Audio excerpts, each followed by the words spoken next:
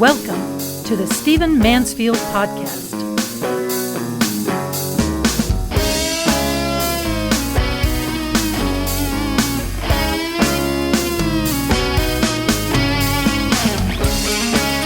I want to talk to you in this podcast about a man and about a principle, both of which I believe in. You know, there's a lot to be disgusted with in our current culture in Washington, D.C., where I'm sitting right now as I record this podcast. There's a lot to be disturbed by in the executive branch. There's a lot to be disturbed by in the conduct of Donald Trump. There's a lot to be disgusted with in Congress and the lack of effectiveness of Congress and a lot of the things that are going on. But I'll tell you what, however difficult things are, whatever challenges we may face, whatever trouble and tumultuousness there may be in certain cultures at certain periods, it usually only takes one man to make a massive difference. I want you to remember that. History is not ruled by the majority. It's ruled by the dedicated minority. And usually that dedicated minority is really led by one man of character, one man who inspires, one man who embodies the values, the vision, the hopes of the people and of the leaders. And I want to tell you that when I travel overseas and I talk to leaders, and I have the privilege of talking to a lot of leaders, a lot of national leaders, princes and kings and prime ministers and so on, it's just part of what I do. It's not that I'm any big deal.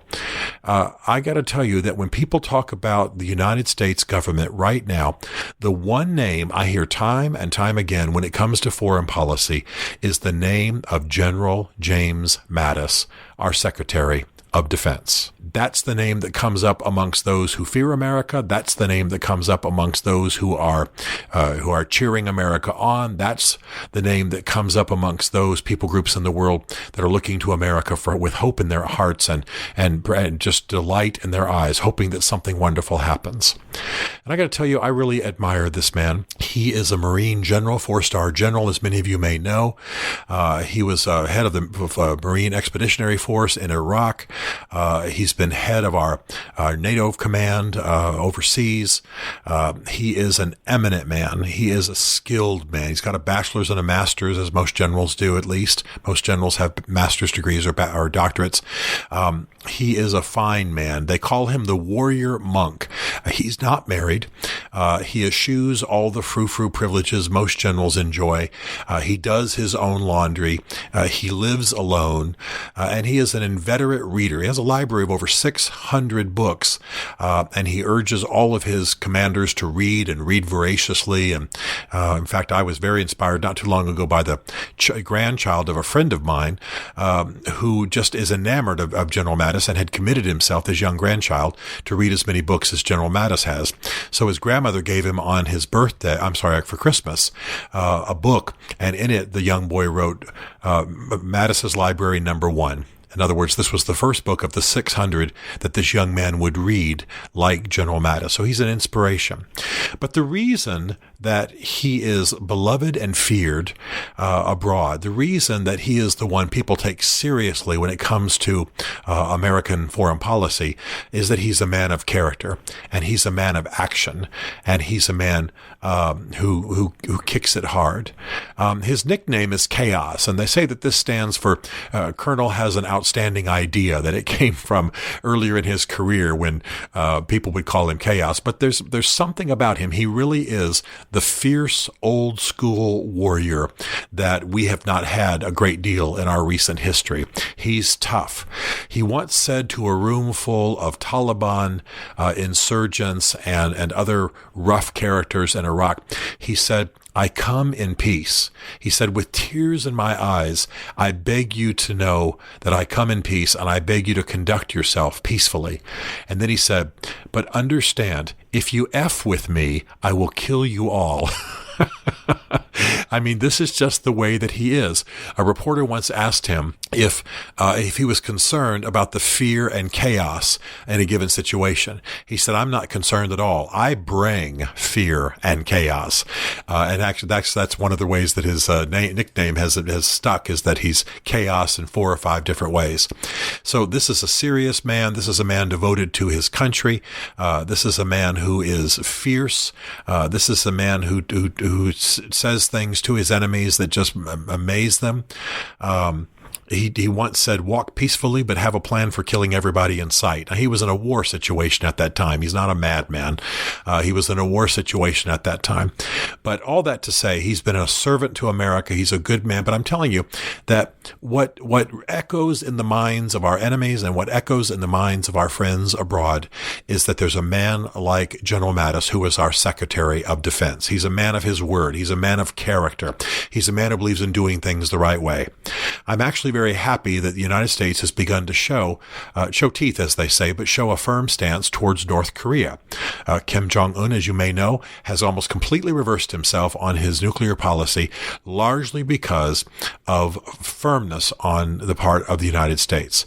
Kim Jong-un, the current president or premier of the great leader, they call him over there, of North Korea, is actually dismantling nuclear facilities. He's stopping his nuclear program. He's not firing missiles anymore, and he's coming to peace negotiations with both South Korea and with the United States.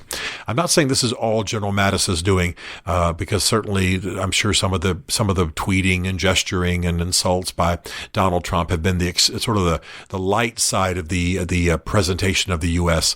That we're not going to take this lying down. We're not going to let North Korea fire missiles over Japan and things like that.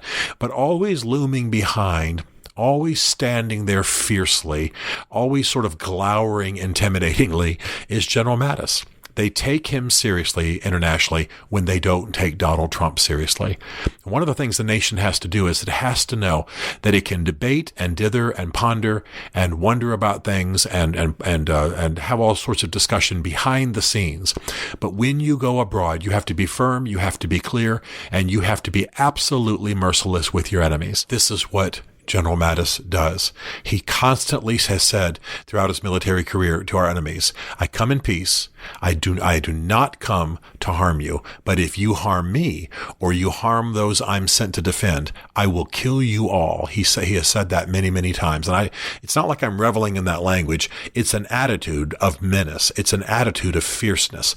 It's an attitude of toughness that we have lost in some administrations, but that we have to reclaim. Now, I've got to tell you that the reason Mattis is feared is that he's not just a man of words. He's not just, as Churchill said once, jaw, war. He's not just saber rattling. This is a man who will fight. This is a man who will send troops. This is a man who knows what he's doing when he gets there. And so it's not just, I'm sorry to say it, like Donald Trump tweeting threats. People are willing to put up with Donald Trump's tweeted threats, but they are terrified that General Mattis will engage. And so not long ago, as you may know, we fired missiles into some targets in Syria to try to answer for the chemical attacks and to try to back off Assad, the head of Syria. Well, it only lasted 2 minutes, and we hit some relatively innocuous targets. But I want you to know something about this, that when this was discussed, General Mattis wanted to get approval from Congress for this hit on Syrian territory. But Donald Trump had already tweeted that there would be action, and he wanted the action to come quickly on the heels of his tweets. We actually know this from White House press briefings. And so here's General Mattis, the warrior, but he's trying to do things procedurally the right way, the way high-ranking generals would always do it, and he's being countered by the President of the United States. What I'm trying to say is not only a statement about American foreign policy, but also a statement about leadership as a whole. First of all, if you're going to have a foreign policy, if you're going to lead a nation, you have to be fierce, not bloody, not massively destructive, not always engaged in war, but you have to show teeth, you have to show toughness, you have to live toughness, you have to be tough, and you want your warriors to be that way. I don't want everybody in America to be a Marine, but I certainly want there to be Marines who are tough, who are trained, who know what they're doing. I don't want to be Delta Force myself. I may not want my son to be Delta Force. I may not want any of my grandchildren to be Delta Force, but I want there to be Delta Force in the world. I want to support them, pay them well, tend them well, make sure they have the best training, and make sure they're protected. That kind of warrior is essential for freedom and democracy in our modern world. But the second principle I want you to remember is not just toughness and fierceness and real boldness, real toughness in foreign policy and military affairs, a la James Mattis, but also that it usually only takes one man or one woman who really embodies the truth, the principles, who's authentic. I got to tell you, General Mattis is the real thing. The other man I've met and had the privilege of knowing and working with who is the real thing is General James Boykin. General Boykin, head of Delta Force. You saw him in the movie Black Hawk Down, played by Sam Shepard. Serious man, embodies power, steps in the room, everybody else checks themselves. Some of them wet themselves. I mean, he is a serious man. Why? Because he actually lives and embodies the principles and the truths that he seeks to enforce and proclaim in the world. And that's General Mattis. It only takes one person like this. So here's a lesson of foreign policy. Here's a lesson of leadership. Be authentic. Be real. Be as good as your rhetoric, and stand down enemies. The real man, the authentic man, has to fight a whole lot less than the guy who just goes around saber-rattling, threatening war, but not having anything to back it up. I know some big, strong, powerful men who have never had to be in a petty bar fight style of fight. Why? Because nobody would mess with them. They are who they say they are. Just looking at a man causes that man to know that, my friend, these big guys I'm talking about, that they can handle themselves, that they mean no harm. But if a fight begins, these men will finish it, and no one's going to be happy about it. That's how you want to walk through the world, meaning no harm, but being able to end the harm that is done. Let's be authentic people. Let's be authentic leaders. And let's insist that we support and that we fund and that we promote more men like General James Mattis. Stephen Mansfield is a New York Times best-selling author, a popular speaker, and a frequent faith and culture commentator on Fox and CNN.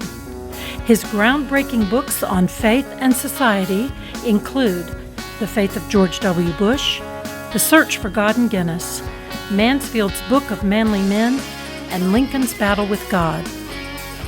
Learn more at stephenmansfield.tv.